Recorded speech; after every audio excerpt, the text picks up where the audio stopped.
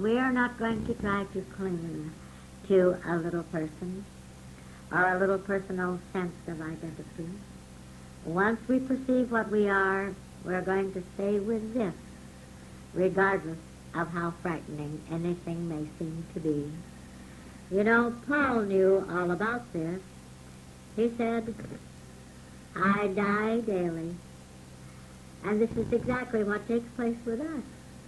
We too die daily, that is, for a little while. This means that each day and each night, every hour of the day and every hour of the night, we refute the little illusory personal self. We call that dying to the material or the mortal or the human sense of self. But that is not death. It is simply being unconscious of that illusory sense of self that does not exist anyway. Now, in order to be unconscious of an illusory false sense of self, it is necessary to be conscious of the genuine, the real, the only self. And it is in our awareness, our consciousness of seeing and being the genuine, infinite, eternal self, that the seeming awareness of a little personal self is obliterated. This is what Paul meant when he said, I die daily. Incidentally, this is the only death there could possibly ever be. We have said that it was of the utmost importance to refute the assumptive little personal illusory self. Now, the refutation of this assumptive little self may take place in many ways. We may have to remind ourselves frequently, at least just at first, of the fact that of ourselves we are nothing, that we can know nothing, that we can do nothing, that we can have nothing, that we can be nothing. And right here is where it seems that everything tends to make us imagine that we are something of ourselves. But never mind, this passes too. Even this passes away, and we find that our self-reminder does not have to be so often anymore after a while.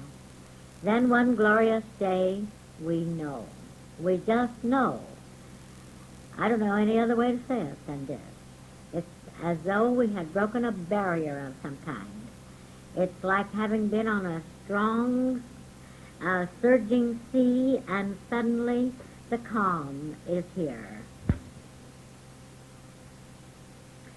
You can describe it a little bit as though you were in the eye of a hurricane.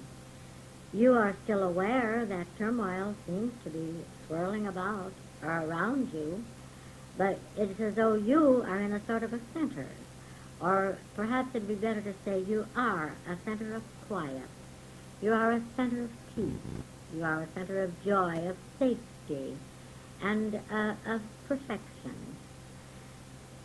But still, you are aware that these things seem to be going on around you that could be inharmonious, could be troublesome, if they were to penetrate, you might say, the immunity that you are. And this is just what it is, too, is as though you have established a sort of an immunity to all of these things that used to seem to be so troublesome or so worrisome, and that do still seem to be so troublesome and worrisome to those around you. But you have your own little island of absolute peace and perfection. But you know, we even get beyond that.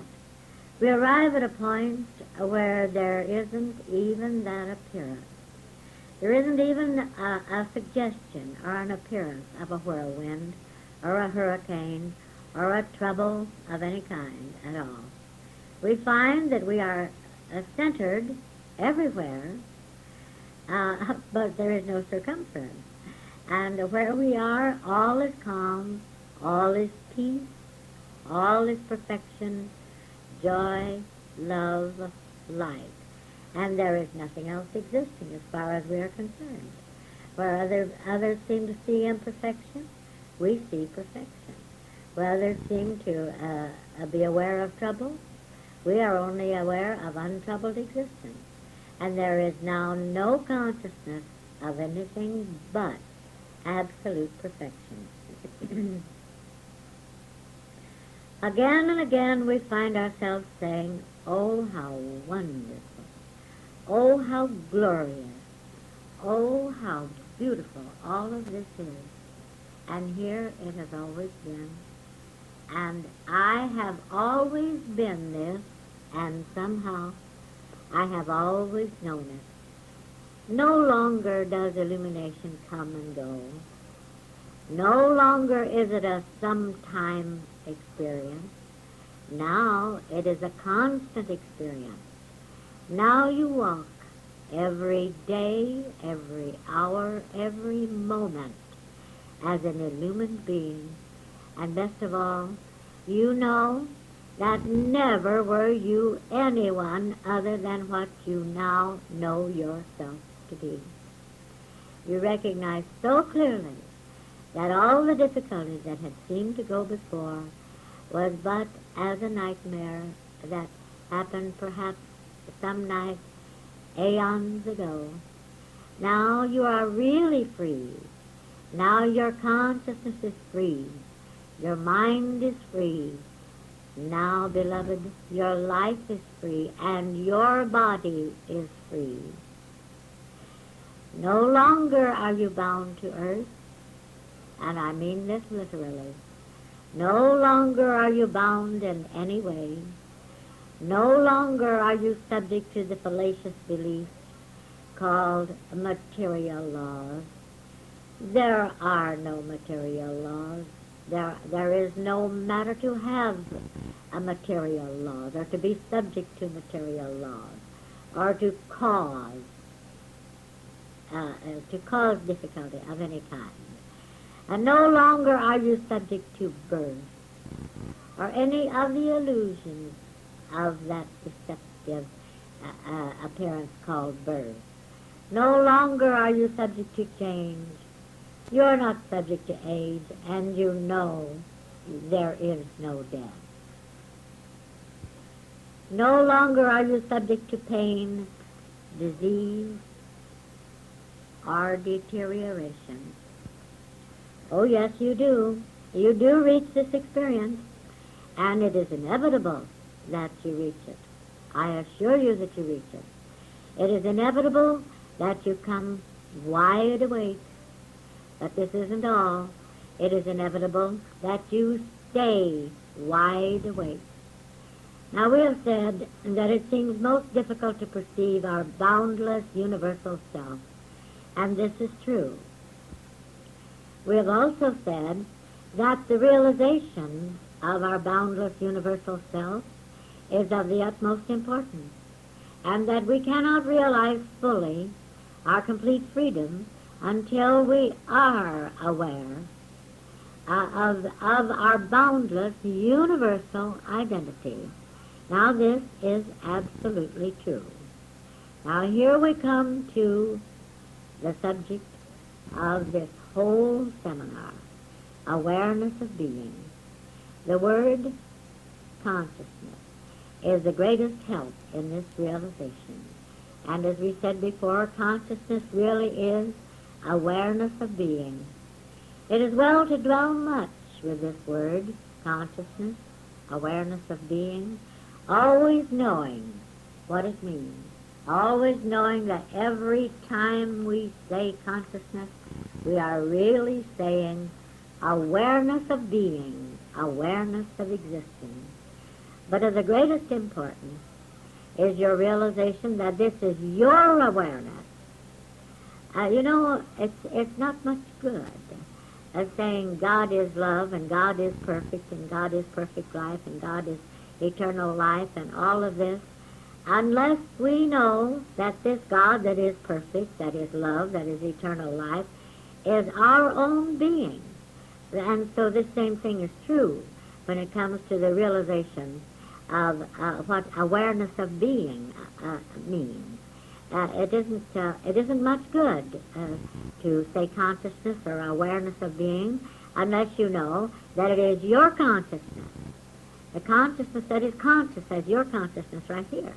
The awareness of being that is your awareness of existing. So, this is of the utmost importance, this realization that this is your awareness of being, and above all, it is the substance of your body. It is the essence of everything in form that you see, that you know, that appears in and as your universe, your world.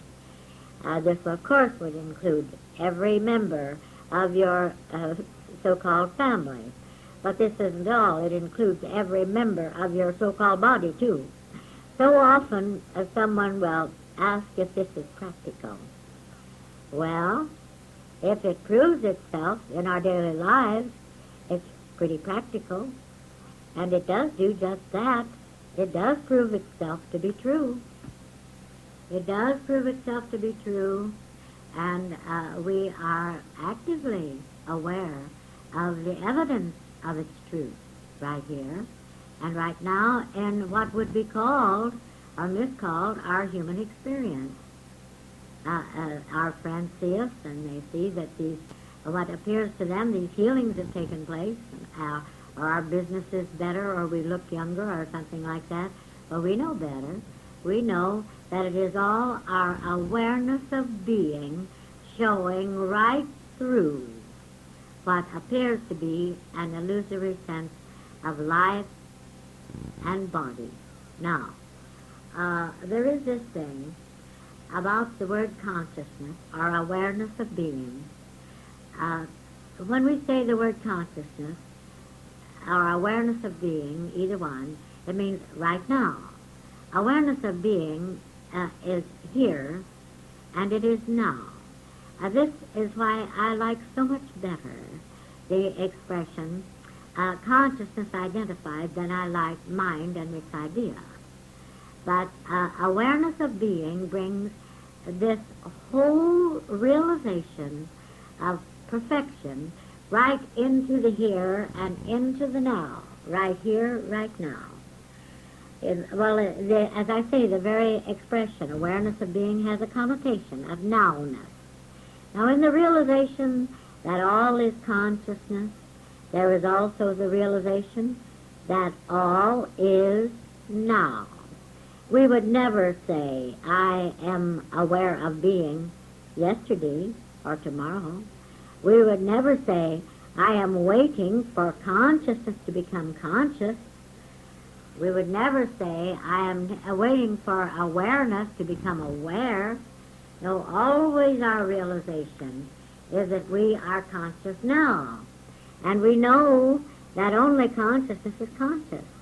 Now, the fact that we are conscious now means that awareness of being is present and is active right here and right now. Well, if consciousness is the substance of all that exists in form, then the substance of whatever is necessary at any given moment is right here. It's right now. This is true because this substance is consciousness, awareness of being, right here, right now. But now, remember, you are conscious, and consciousness is not divisible.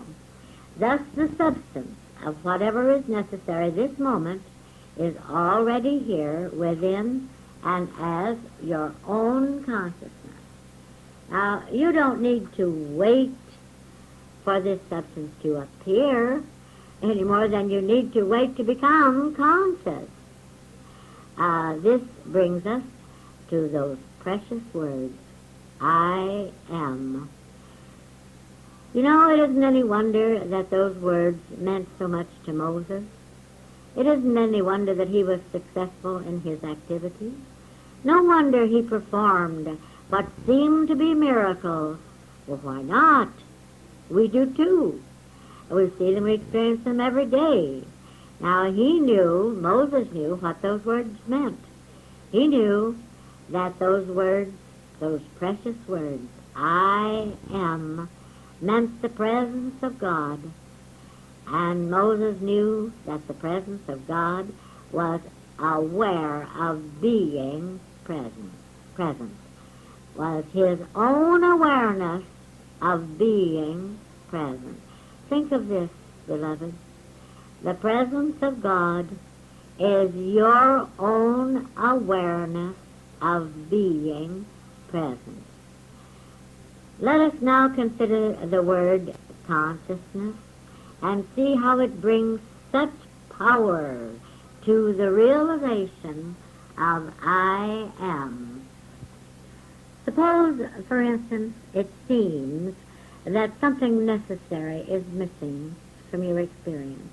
Something that is necessary to your happiness, your joy, your completeness, your health, your wholeness, your perfect functioning, your peace of mind or something like that. Now suppose something like this seems to be missing. Now it could be a home that seems to be missing. It could be business or employment. Or it could be that which we call money seems to be absent when you need it. Now let's see just how this I am consciousness reveals the presence of what is called money, right where and when it seemed to be absent. For instance, what is all substance? Is it not consciousness? Is not consciousness awareness of being? This being true, is not your very consciousness or awareness of being the very substance of being that which is called money? You know, actually it is true that because you are boundless, universal consciousness, awareness of being, your consciousness is aware of being money. Did you know this? Your consciousness is aware of being your home. Your consciousness is aware of being your business, or whatever is necessary to your complete fulfillment of your purpose at any given moment. Now we've realized that the substance of the body is not what it appears to be. We've perceived that this substance is not dense, it's not solid. Well, it is only a small step, this realization, from this to the perception that there is the actual substance of money, and that it is not what it appears to be either. The actual substance of money is exactly the same substance as is the substance of your body. Now I know that this doesn't sound logical, but it is true. It's just another aspect of substance, but it is still there, because there is only one substance, and this substance is consciousness, you see. This is true because all substance, all the substance there is consciousness. Now let us perceive in what way the I am consciousness is important in this consideration.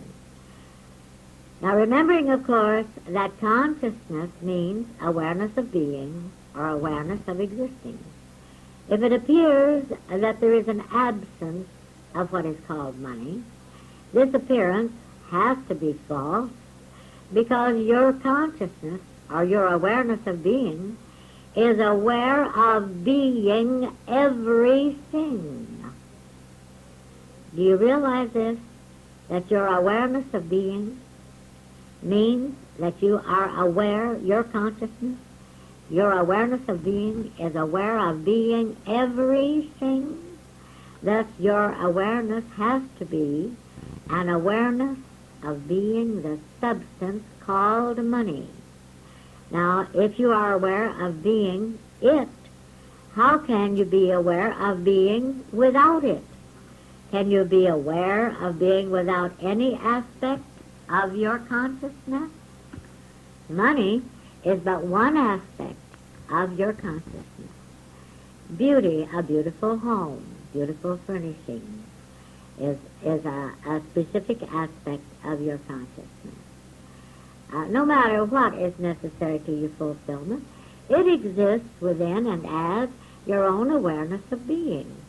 But each and every specific aspect is that aspect. And as we stated before, money is but one aspect of your consciousness, or your awareness of being. Now, your awareness of existence would be incomplete if it did not include everything necessary to your complete joy, peace, perfection, and fulfillment of purpose. So, as money is essential to your joyous, active, purposeful existence, money has to exist in and as your own consciousness. Now, look here. If money were not an essential at this moment in your fulfillment of your purpose, well, you wouldn't even know that there was such a thing as money. You wouldn't be conscious of money at all. It would never occur to you to even consider money. You wouldn't even know that it existed. But it does exist, not in the way it appears to be. It isn't what it seems to be. But nonetheless, that aspect of your consciousness does exist, and it exists within and as your consciousness. Now, you cannot be aware of being an absence of anything. Then how can you be aware of being an absence of money? How can you be aware of being an absence of anything that is essential to your completeness? You can only be aware of being the presence of something. This is why the I am is so important. This is the meaning of what is said to be God's statement to Moses. You know, actually, it wasn't God's statement to Moses. This was Moses' own God consciousness making this statement. But anyway, this is what is meant when Moses' God consciousness said, I am that I am. I am that I am.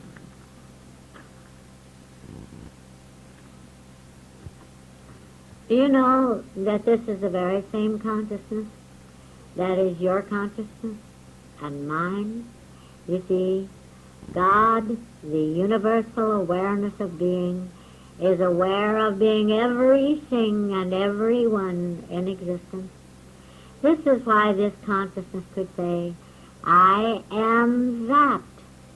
Whatever you see, whatever you know, whatever exists in and as your universe, you can say, I am that. Look at the beauty of the trees with its glorious symmetry and its beauty, its color, its leaves, its branches. You can look at that tree and you can say, I am that. I am aware of seeing this tree. What I see, I be. In other words, as it says in the ultimate, seeing is being. Well, now look at this tree, and you can so readily say, I am that. That is I. Whatever exists, the universal consciousness is that, and you are the universal consciousness. Now, perhaps this statement of Moses is the most absolute statement in the Bible.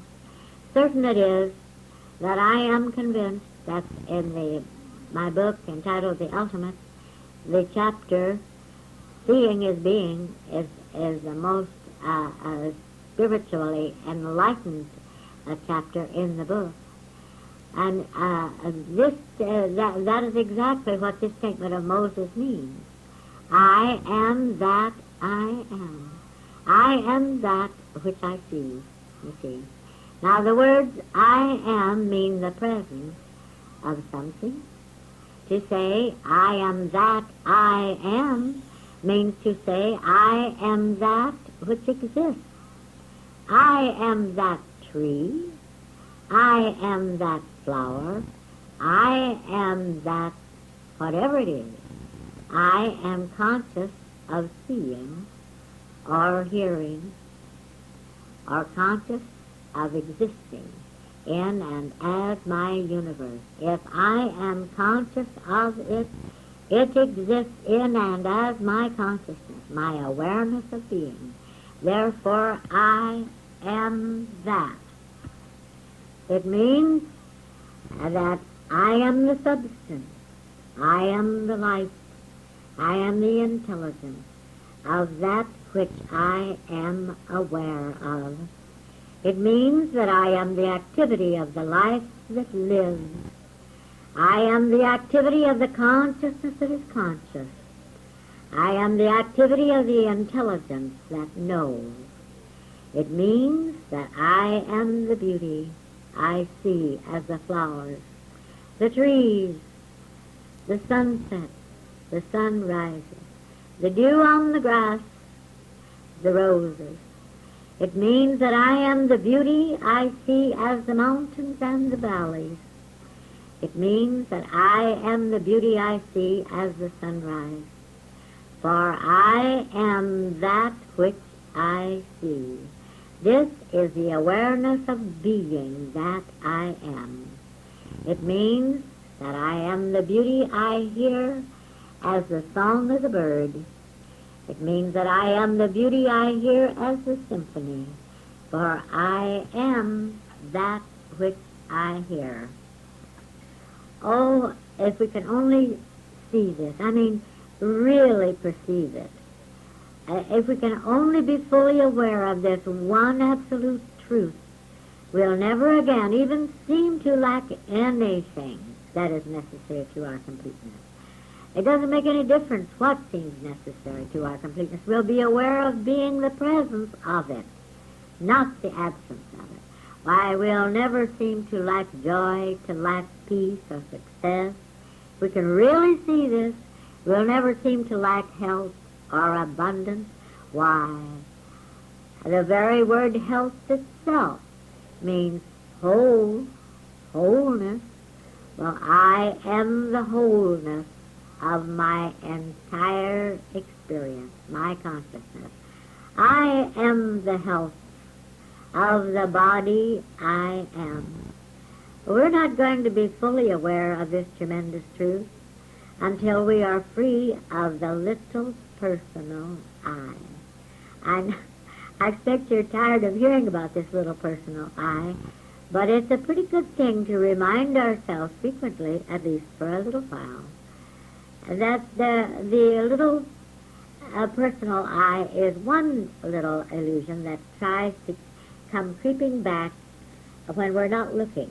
It sneaks up on us. Now you see, the assumptive little I would make this assertion selfishly and egotistically. You see, it would try to claim that, now like it would say, I am the tree. Well, then it would try to claim it in a way as though the tree belonged to it as a person. Well, the tree does not belong to me. The tree does not belong to you. It does not belong to anyone. The tree simply is. That's all. And we can't, it's the little I that always wants to claim something for itself, wants to possess. It would say, I am that, with the hope of possessing that which it claimed. And right here is where we have to be very alert. There can be no selfishness in that. If there even seems to be, we miss the point of the whole thing. And, of course, then we're not really seeing it. And it isn't going to do one bit of good to say it and say it and say it hundreds of times, thousands of times. The words won't do a thing. It's when we actually see it. We actually see that it has to be this way because consciousness, awareness of being is indivisible, that it's inseparable, and that it is present in whatever aspect it should be, wherever we are, and whenever we seem to need to be aware of it for the fulfillment of some specific purpose, or as our purpose at the moment. But to be aware of something is altogether different than to claim to possess this thing. Oh, I don't know how many times I have said, I possess nothing. I possess no life of my own. I possess no mind of my own. I possess no consciousness of my own. Why, I don't even possess a body of my own. I am God possessed. And by this, of course, what I really meant is that while I am everything, I possess nothing. To possess would be to divide, to separate, and consciousness is inseparable. Indeed, we do have to be alert that this little illusory sense of I doesn't creep in and make us pretend that when we say I am that we possess it. You know, it would assume that by this assertion it could have something that it could separate from another identity. There's your dualism. That it could separate something from another identity, hug it to itself, and perhaps use it to its own advantage, maybe even to the disadvantage of another, to someone else. It won't work, I tell you. Not this way. This is not love.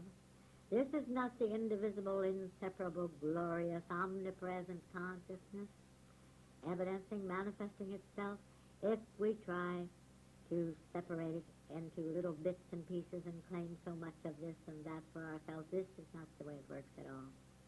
No. The only identity that can actually say, I am that, is the identity who knows that everyone and everything is that. Now, for instance, we've been speaking about the tree. It is necessary to know that that tree is just as much I as I am that tree. And I can no more possess that tree than that tree can possess the I that I am, you see.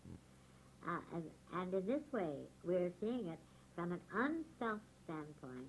We are seeing it as love. We are seeing it as inseparable. And we are seeing it as omnipresent awareness of being. The word that, used in this way, means that substance, that form, that life, that mind, that consciousness, that awareness of being, that love. So you can say, I am that substance is I. I am that form is I. I am that life is the life that I am. I am that mind is the mind that I am. I am that awareness of being. That awareness of being is the I that I am. I am that love is I am. But this word that which we are seeing is indivisible. That substance is universal, inseparable substance. That mind that we are speaking about is the universal, indivisible intelligence. Now, all the while, you remember, we're speaking in this way because we have said, I am that. Now, I am is the identity, you see. To say, I am that I am, the last two words I am would mean, if we were speaking of the tree, the last two words I am would really mean the tree, you see. I am that identity. I am that I am. I am that tree. I am that substance, you see. Now here this word that comes in again. That life that we are speaking of is the universal, indivisible life. That beauty, that I am, and the same beauty that is I, that beauty is the beauty that is God. And it cannot be divided into little blocks of beauty. We must perceive the indivisibility of all life of all consciousness, of all mind, of love, perfection, etc., if we are going to claim to be that, we can't. We can't.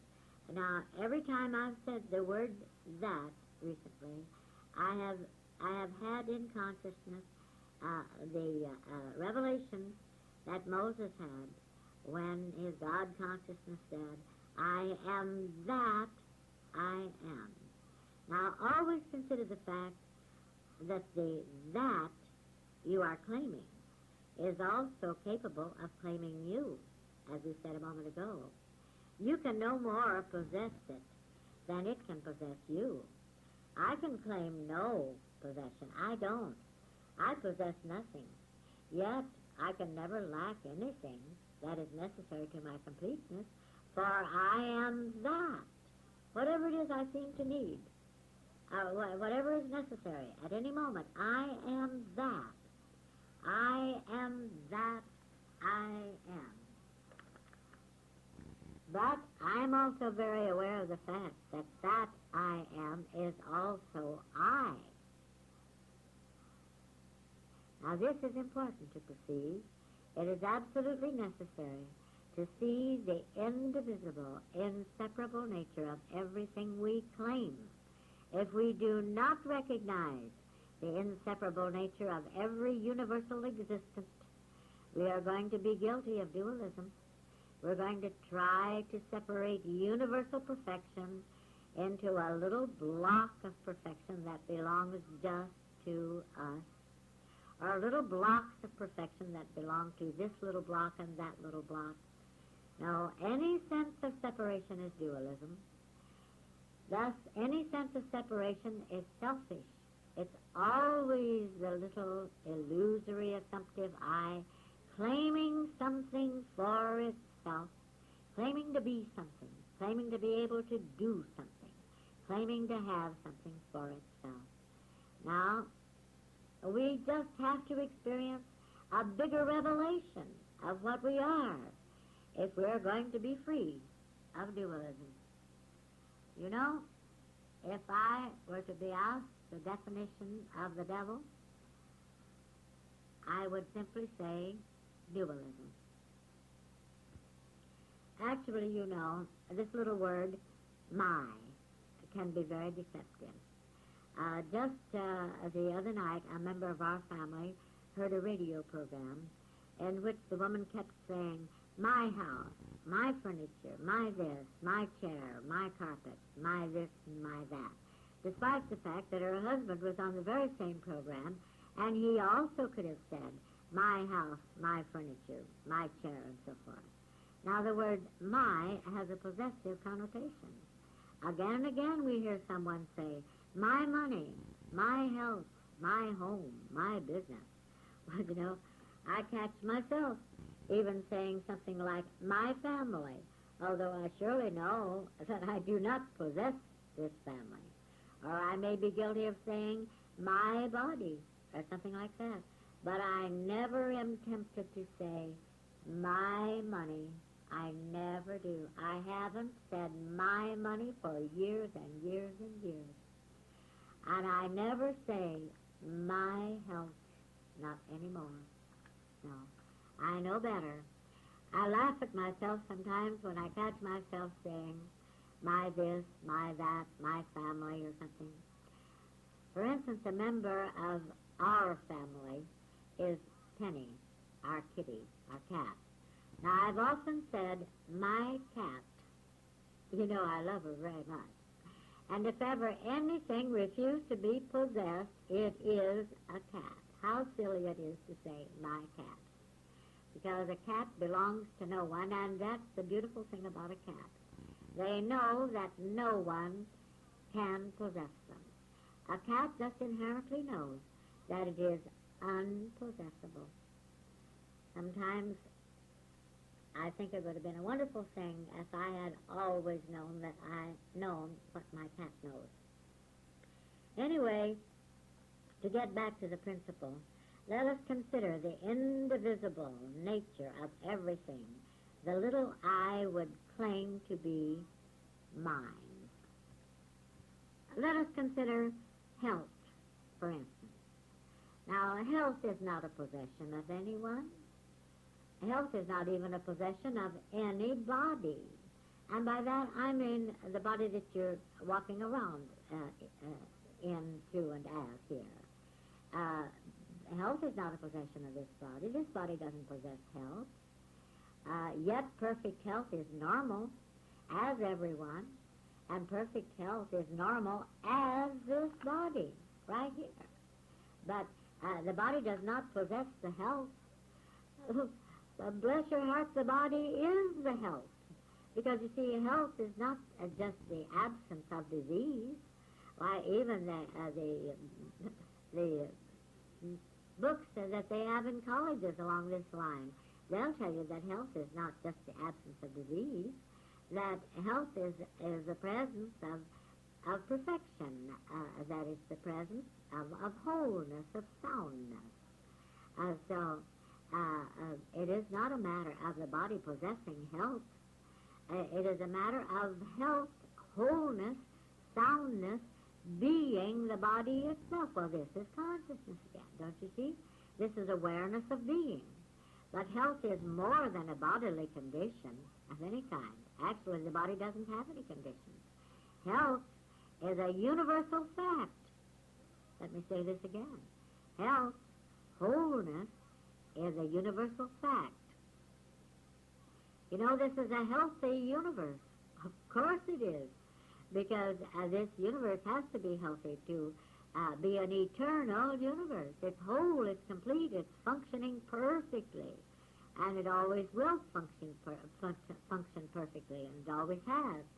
Well, and nothing about the consciousness that comprises all the substance that is this universe can possibly ever be ill or become diseased in any way. No, health is a universal fact. It is a universal existence. Now, if we did not claim to have the health as an individual, that is, to separate it, we would not seem to lose health. You see, it's because we say, my health, that we would also have to say, I have lost my health. Health is a universal fact. It is indivisible, and it is omnipresent. It is present everywhere, and oh, it is present always. Health does not fluctuate. It does not begin. It does not end. Health does not come, and it cannot go. Health is not possessed any more than we can possess the fact that 2 times 2 equals 4. Health is not interrupted by periods of illness, of disease. Health is never absent. There is no vacuum in health. Health is present everywhere, and equally present everywhere, because it is a universal fact. Now, you can know that 2 times 2 equals 4 wherever you are in this universe. You can know this fact, and it is present in and as your consciousness at any moment. 2 times 2 equals 4. Wherever you are, at any moment that you wish to have it in consciousness, why, here it is, whenever it's necessary. But you do not possess this fact, that 2 times 2 equals 4. How could you? Who can? It is impossible to possess any universal fact. Why, you might as well try to possess God as to try to possess universal life, as to try to possess universal health, as to try to possess universal consciousness, mind, love. Oh, we've got to see through this thing of seeming to try to possess any of these things, claiming them as possessions. Now, if it could be possessed, it could be separated, you know. Anything that can be possessed can be separated. If health could be possessed, it could be separated into periods of health and periods of unhealth. There could be unhealthy periods and separated by healthy periods, don't you see? This is the end of side 1. Please turn the cassette over for side 2.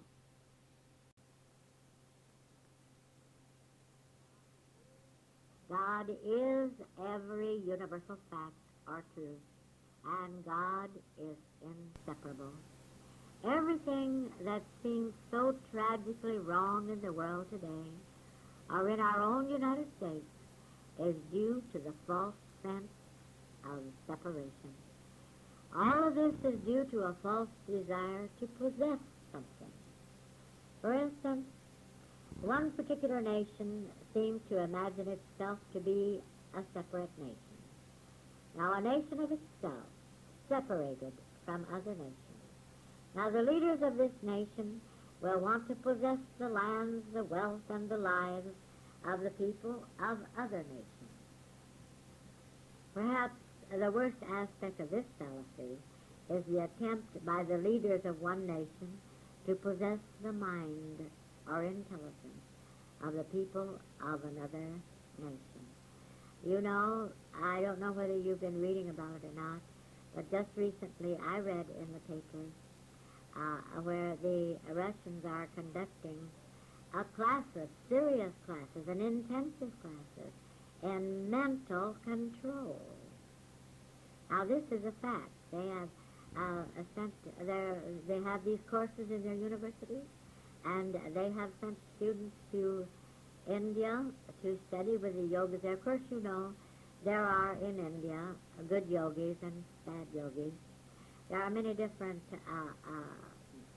aspects of the Buddhist faith, and some of it is just as fallacious as are some of the aspects of the Christian faith. And but there is one aspect of it which amounts to nothing more nor less than mental manipulation, or the so-called human mind attempting to control another so-called human mind. And this the Russians are experimenting with, and they're, according to their illusory beliefs, they're getting someplace with it. I could go into quite a little detail on this, but I don't think it will help us at the moment, so we will dismiss it at the moment. But there is this thing of that if there could be such a thing as evil in this sense of separation, this would be one of the worst aspects of it, this attempt to possess and control the minds of those we call others. You know, we were speaking just now about Russia, but our own nation is not free of this latter falsity either, you know. We know how much false propaganda has for years and years gone out from the capital of our own nation, and is still going out. Now, this is what all false propaganda is about. It's an attempt to control the minds of the people. Now, all of it is deceptive. All of it is selfish. All of it is false, because all of it is dualistic. All of it is based on so-called human ambition, desire for power, money, or whatever. Yes, all of it is false. All of it is based on a false assumption, and this assumption is that of separateness, that of otherness, the assumption that there is another separate from the I that I am. Now, if there were no illusions of separateness, there would be no selfishness. If everyone realized that all was equally present in and as all of us, there would be no greediness. If all of us recognized the indivisibility of mind, of consciousness, of life, love, God, why, there would be no attempt to possess the lands, the wealth, the peoples of other so-called countries. And there would be no attempt to possess the intelligence of people. Oh, we are seeing farther than ever before, and what we are seeing is absolutely true. Any truth is provable. Any truth that is provable is practical in our everyday life. and experience.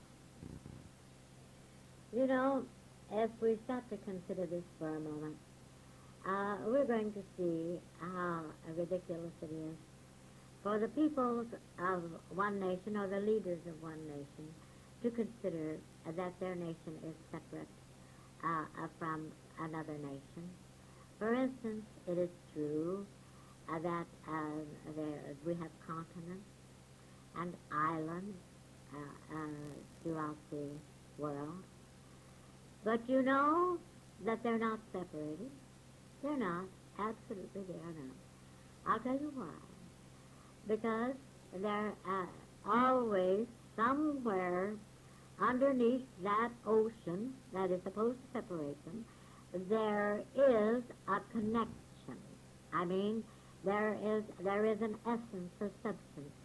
The ocean, if the water were all out of the ocean, for instance, you would see nothing but a tremendous chasm, but there would be land at the bottom connecting the continent and the islands, don't you see?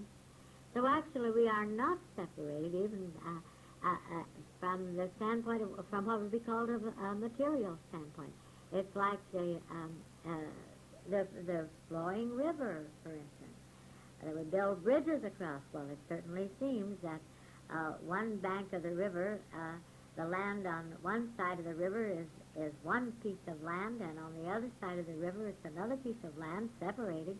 But what about underneath the river? Isn't there land underneath that river? Indeed so.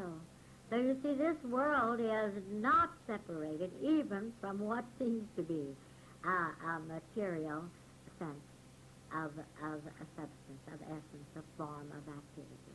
This is something to consider. We could carry this on much farther, too. Perhaps we'll go into it again a little later.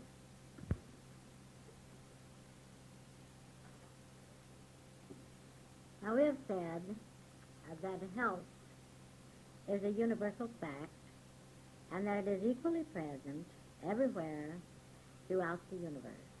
Well, let's consider this universal fact, health. For instance, this universe has been around a long time, and it has to be a pretty healthy universe to have lasted this long. Furthermore, we can see no sign of disease, no sign of breaking up, or slowing down, or speeding up, or anything like that going on in this universe. We can see no sign that the universe is about to disintegrate, go to pieces. We can see no sign of deterioration, either, as this universe. This universe shows no sign of age. It shows no sign of weakness, or exhaustion, or depletion. No. Thus we can see that this is... Therefore, health is a universal existent. A universal existent is a universal fact. Now this, then, is truth. Health is a universal truth.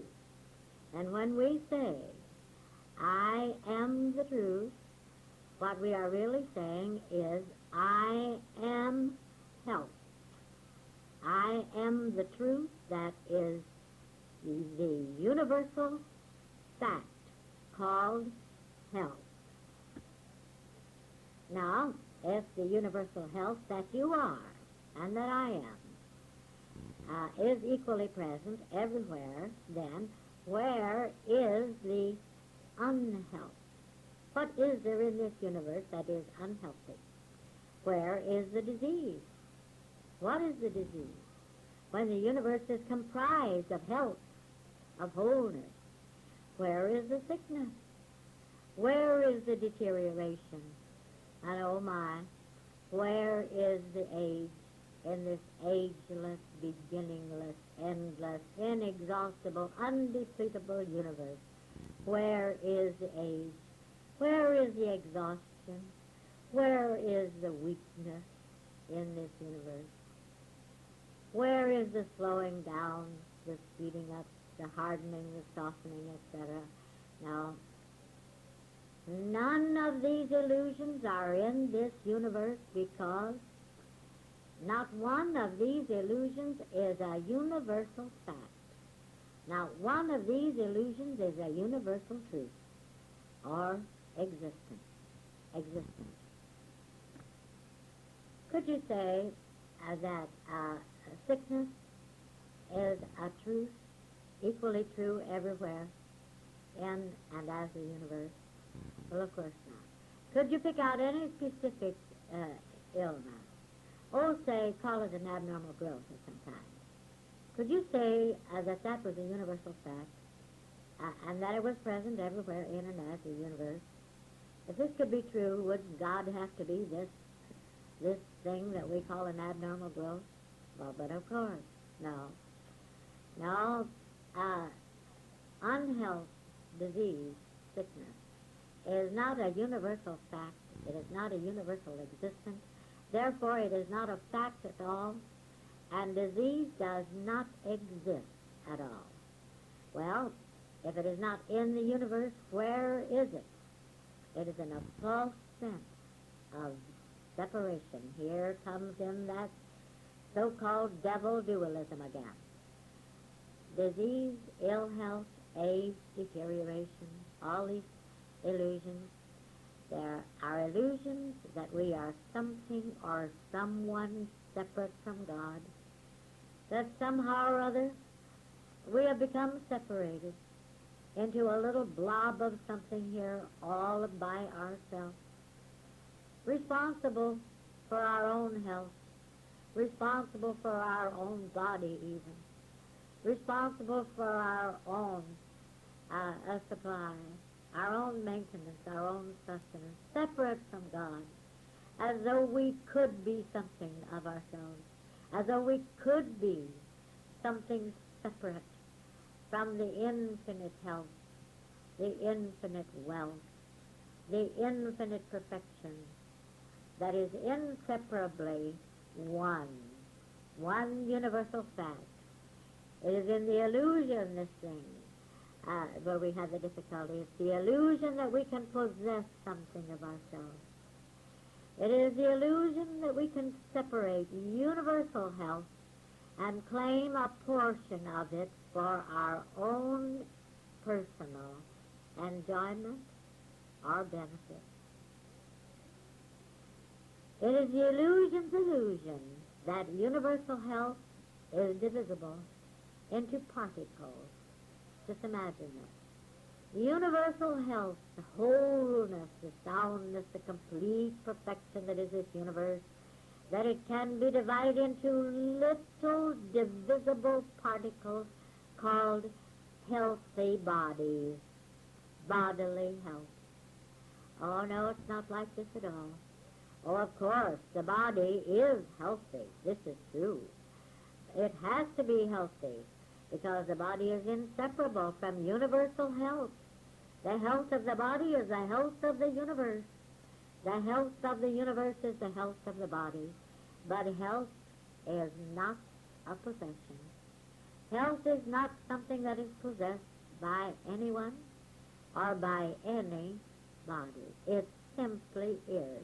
It's a universal fact. It's a universal, indivisible fact. Therefore, we don't claim to possess health. That's why I don't say my health. Not anymore, I don't.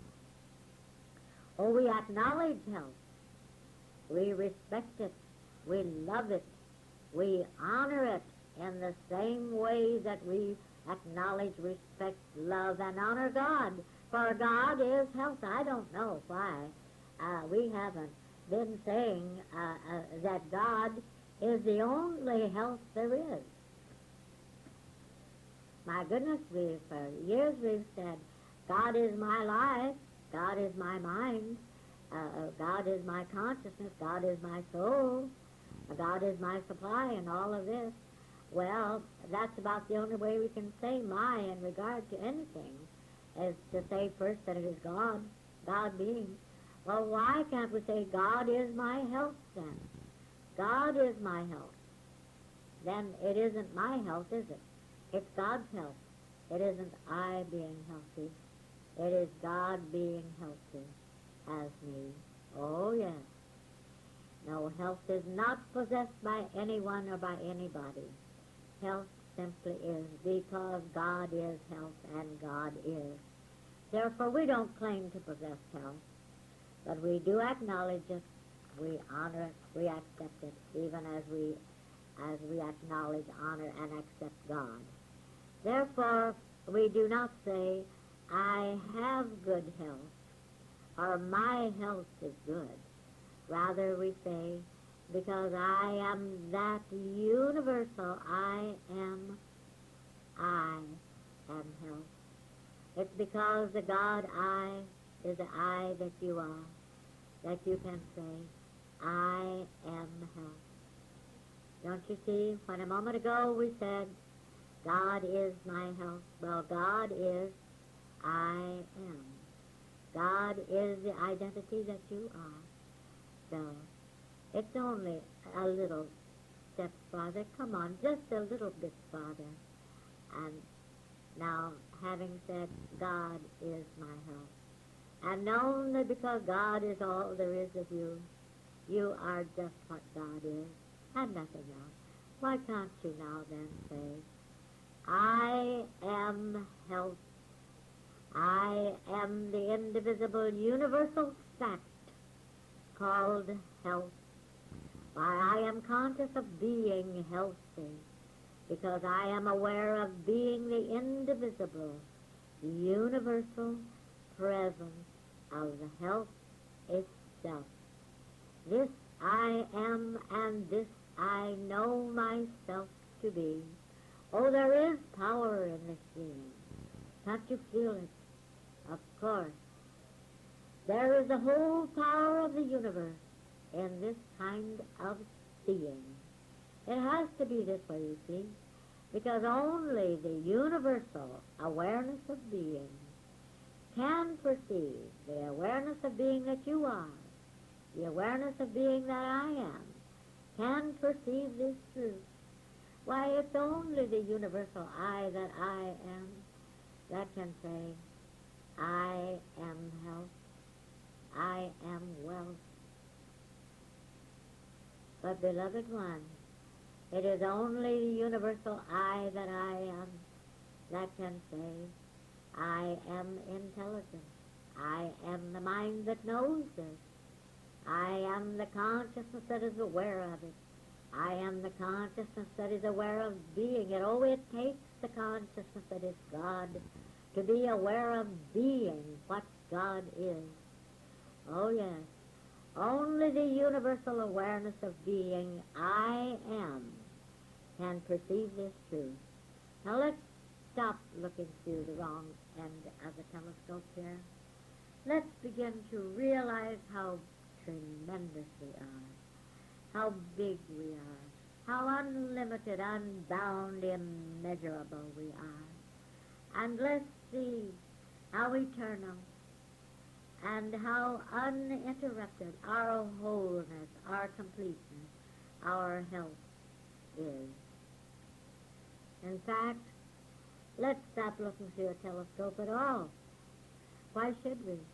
Or why let anything form a ring or a circle around our universal consciousness? It can't, you know. Let's just dissolve all the circles.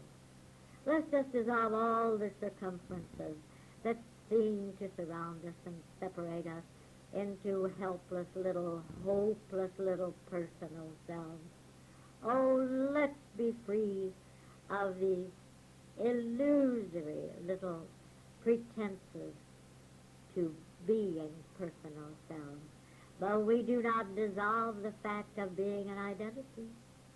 This is the beauty of it. The identity can never be dissolved.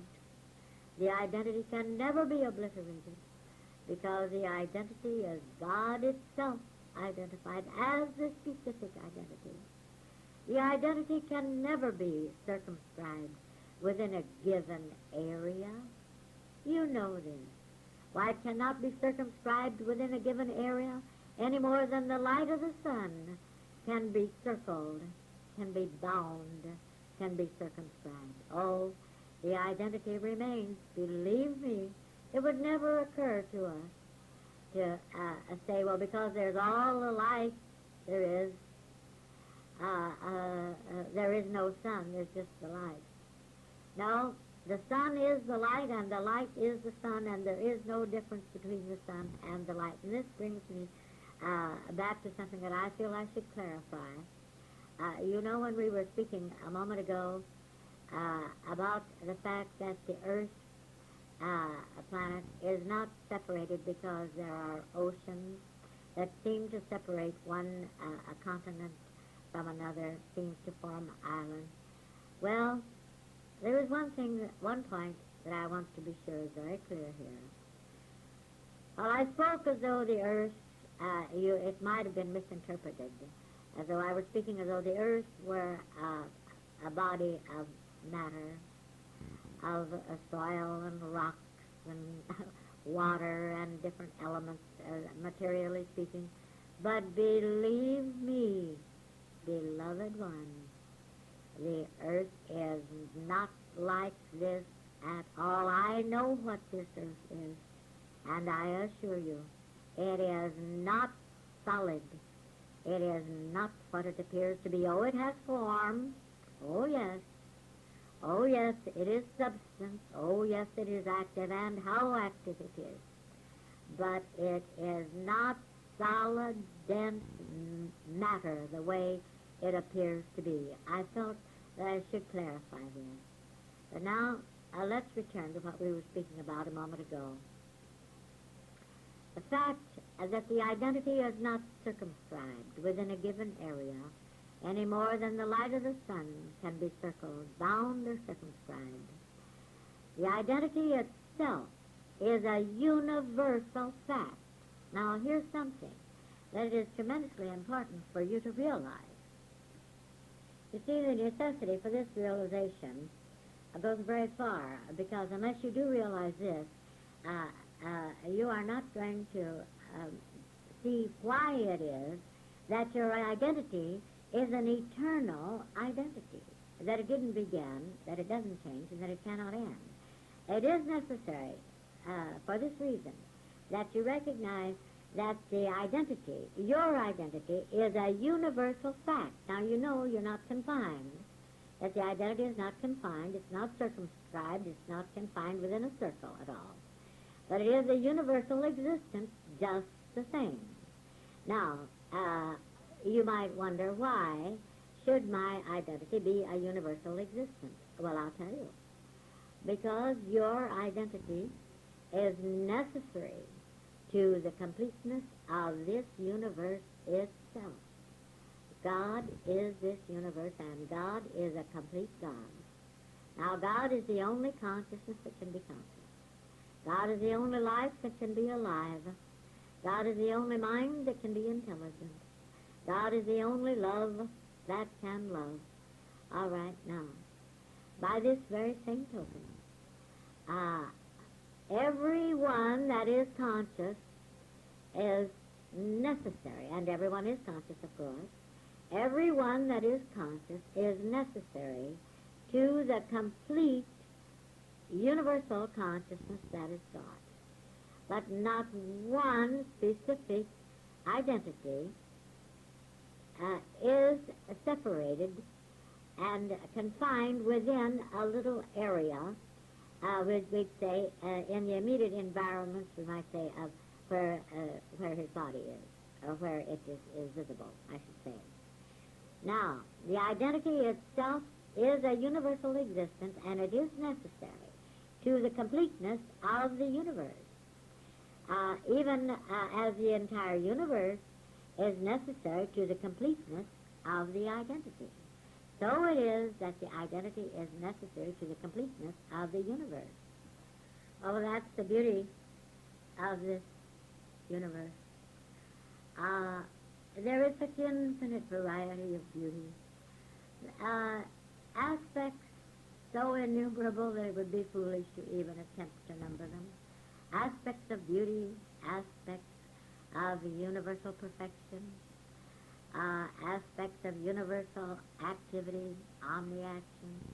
Each and every aspect necessary, absolutely necessary to the completeness that is this universe. For instance, now, suppose that there wasn't anything in this universe but just trees. Suppose there were no oceans, no identities that we miscall man. Suppose there were no roses, no clouds, no sun, no anything but just trees, period, trees. Well, it would be a pretty dull universe, wouldn't it? But look, even as trees themselves, look at the infinite variety of what we call species, which means specific, of the species of trees alone that there are. Each species of tree is necessary for the completeness of tree itself. But every tree is absolutely necessary to the completeness of the universe itself. But not only that, every rose bush, every identity, every fish, every bird, every grain of sand is absolutely necessary to the completeness of the beautiful perfection, the constant, uninterrupted perfection, the fulfillment of purpose. That is this universe, which is whole, complete, yes, health itself. Now, when you say, I am, you have announced your identity. You know, this is your identity. The fact that you, and only you, can say, I am. Whenever you say, I am, you have announced your identity. Just the same as when I say, I am, well, I've introduced myself. I have announced my identity.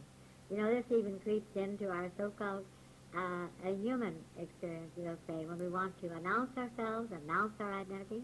I would say, I am Mrs. Watts, or I am Mr. Smith, or I am Marjorie Jones, or so forth, you see. But whenever you say, I am, you have announced your identity. But when you say, I am that I am, you have announced your universal, eternal, uninterrupted, complete, perfect identity. No one can claim any universal fact to be his own personal possession. Immediately we attempt to do this, we put a limit on the fact, or we seem to put a limit on the very fact we have claimed. We do this by trying to separate it, you see. Whenever we claim, as we said before, whenever we claim any universal fact and call it my this or my that, or we even want to call it my this or my that, then we have tended to try to separate this universal fact into a little blob of this fact that belongs to us. Immediately we attempt to do this, we put a limit on this fact.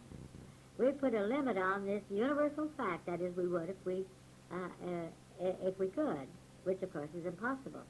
Now, if we place a limit, well, let's call it, for want of a better word, let's call it a space limit. If we place a space limit on any universal fact, if we ring it around, put it in a little spot here, we must also place a time limit on it, this very same fact. You see, if it just fills a little area of space around where we are, then it would also fill a little area of time in our experience, too. Of course, there is neither space nor time, but this is something to consider.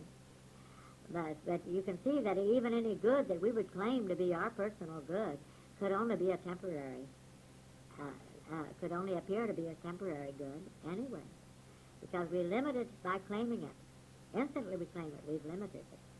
But even if we could separate a little portion of universal health and claim to possess it for a while, it would only be a temporary possession. This is why it seems that we can only be healthy for a little while, because the illusion has been that health was separated into health. That there could be a health that was a possession, and then that this one who possessed health could be dispossessed of it too. Oh, no, no, we have to have a bigger concept of it than this. So if this could be, then sooner or later it would begin to drift away. You can see this. Even as all so-called personal possessions must one day disappear from our experience. Oh, but we are right now and here, beginning at least to recognize a greater, a larger concept of health. Thus we know that it is not the possession of any one of us. We know that we can't lose health because we know we never separated it from universal health. We never separated just a little piece of health from universal health and claimed it as our own, the health of our bodies. Why, this could not be. No, we never acquired it. We never can have more of it, and we never can have less of it. We can't have any of it. We can only be it. We cannot claim health as our possession. We cannot claim it in this way at all, but we can claim to be health. This we can claim. This is right. I am health, you know. We can claim to be it in the realization that everyone in existence is also this same and equally this same health. For instance, I couldn't say, well, I am health, but this woman that lives across the street, well, she isn't as much health as I am. Or she is not health at all. She's very unhealthy. We can't do it. We can't claim any more health for ourselves than we claim for anyone else. In fact, we can't claim to be health ourselves unless we see that everyone else in existence is also this same health. And now you remember that we discovered that the health is a universal fact, and it is universal wholeness, universal completeness. You see, you are awareness of being. This is your health. Actually, you are the very presence of every universal fact or truth. You know that statement, ye shall know the truth, and the truth shall make you free. Oh, beloved one, what is this truth you are supposed to know that promises to make you free? Why, you are this truth that frees you, that makes you recognize your freedom. You shall know the truth. You shall know the fact that you are the truth. You shall know yourself. And in this self-knowing, you shall recognize that you are free, completely free. You are an awareness. You are a consciousness of being. You have to be a consciousness of being, because a consciousness of being is what this universe is. You can't be anything other than this universe. This universe is God and nothing else. God is consciousness. Well, this is but another way of saying God is spirit. Consciousness is substance, and consciousness is awareness of being. So all substance in existence is an awareness of being. This is why we get into trouble when we claim a substance of our own, separate from the infinite substance. The universal awareness of being, which constitutes all substance, cannot be divided, and it cannot be separated. Consciousness cannot be separated or divided. Everything we know God to be is a universal fact. I'm going to say this again. Everything we know God to be is a universal fact, a universal truth, a universal existence. Now, there is distinction of aspects. Let us make no mistake about this. There is distinction of aspects, but there is no such thing as separation. For instance, health is inseparable from perfection. One that is health could not be completely whole unless it were perfect. One could not be, that is, you could not be completely healthy unless you were perfect, unless you were completely perfect. So health is just one distinct aspect of perfection.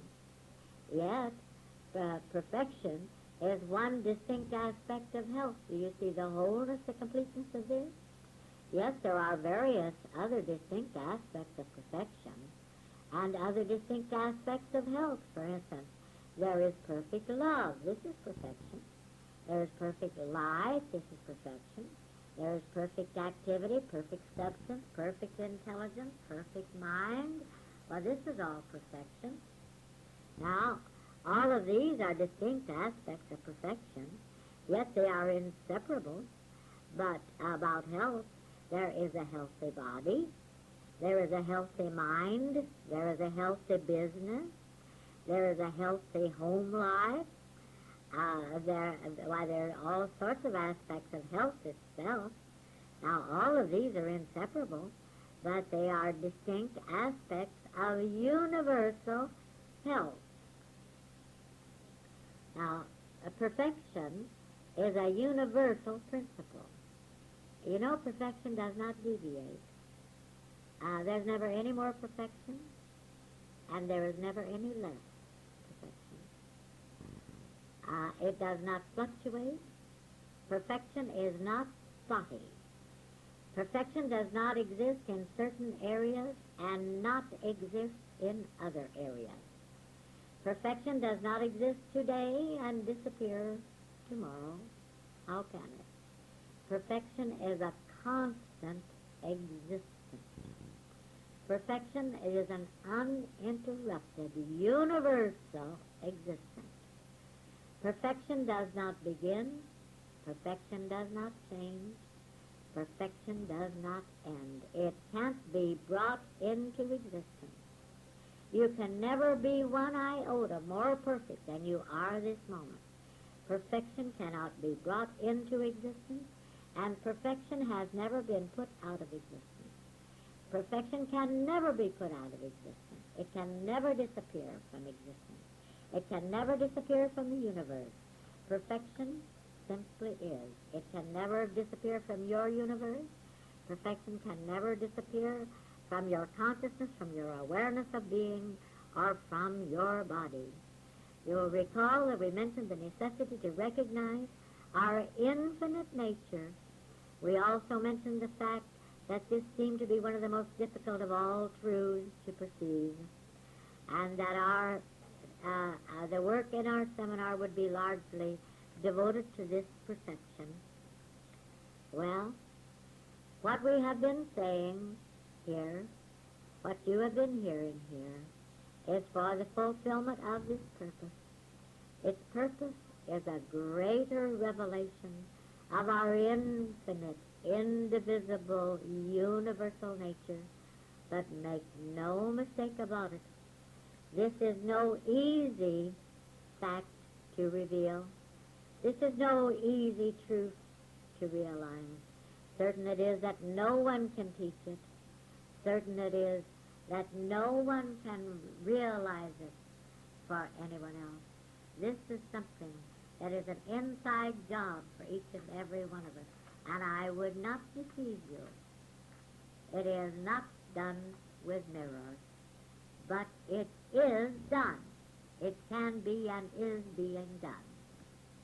The higher your perception of the truth, the greater is your realization that all revelation is self-revelation.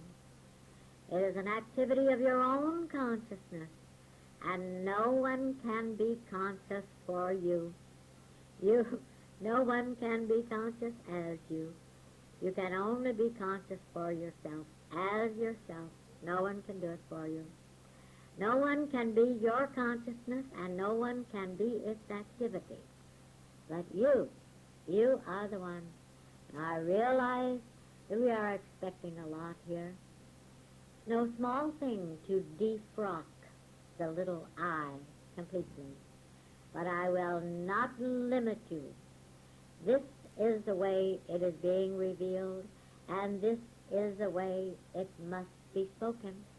And it is necessary to defrock or to disown the little I if we are to eternally live as free, uninterrupted, whole, joyous, peaceful, perfect identity. Few there are who fully realize the fallacy of trying to possess anything or anyone. Oh, what a bugbear that is. Every time we claim to possess something, we have drawn false lines of limitation around ourselves. May seem strange, but this is true. Paradoxically, the more we claim to possess, the more limited we seem to be. All of us know about John D. Rockefeller, the great financial success, with all his great imagined possessions of money. And he considered them possessions of money. Yet how limited he seemed to be in health. How limited he seemed to be in giving, in charity, in freely letting this great wealth called money flow and fulfill its purpose. And we know that he certainly seemed to be lacking in health. It is a known fact that he had a fortune in reserve, advertised for anyone who could heal him of his incessant stomach trouble. Well, with all that he seemed to possess, did he really possess anything? You see, the more we seem to possess in one way, the more we are going to seem to lack in another way. Because no matter how successful we might appear to be in possessing something, we are going to be just as much, or seem to be just as much a failure in being dispossessed of something else. All of us know those who are tightly bound by their assumed possessions. If one imagines he possesses health, he may be bound by the fear of losing it. If one imagines he possesses wealth, he may be bound by the fear of losing wealth. Oh yes, I've known those who imagined they possessed happiness and were afraid they were going to lose it. I've known those who imagined they possessed someone they loved and were terribly bound by the fear that they were going to lose this one. If one assumes that he possesses wealth, he's bound to fear losing it. Oh, being robbed or something like that. But no one can ever be afraid of losing health when he knows that he is the universal principle, health. No one can be bound by a fear of losing wealth when he knows that he is that universal principle, wealth. I am that I am. I am that substance. I am that health. I am that wealth. I am that peace, that joy, that love. I am that completeness, for I am that I am. No one can be bound by a fear of losing that which he already is. It is in this way that the bonds drop away. It is in this way that we recognize our complete freedom from limitation of any kind. Oh, we may not seem to be completely aware of this all at once, but at least we have begun to recognize our freedom, and we have begun this recognition right here and right now. Now, you know, there has to be a purpose for the activity that we call this seminar, or there would be no seminar. Now, this purpose is being fulfilled not only right here, where these words are being spoken, but it is being fulfilled wherever there is an open consciousness. And it is not the purpose of you or of me as little personal selves or anything like that. It is God fulfilling its own purpose by revealing its own allness, its own completeness, its own joy, its own peace, its own health, its own wholeness, its own wealth, its own beauty, its own allness, and its own onlyness. This is